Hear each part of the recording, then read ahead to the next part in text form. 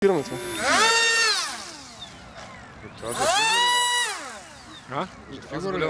Това е пускода на лодка за блато, за мръсна вода и на сняг може да се кара. Ако го направиш от не 30 секунди отдолу. Защо толкова шумно, бе? Защото много мощен двигател и малко витлото.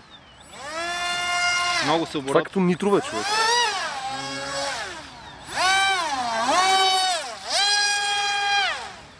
Да, тежестта трябва да я дръпнеш назад.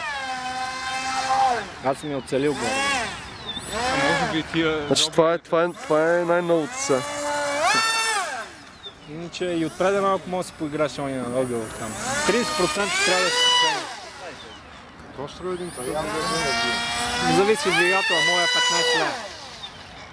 Аз нямам долу тия канали, дето ти си ги сложи такова да е. Не ти трябва.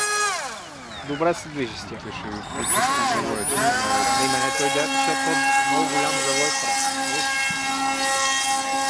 При мен почва да хрупа. Обаче по неговото тяло е много по-добро от твоето, защото виж, не мога да се обърне заради тия бордовете. Какво трябва да направиш? Ама много креки стават. Да. Това са прототипи, ние накрая ще измислим един универсал и си направим калъп и си я вратнем от карбон. Колверче. Край от карбон и...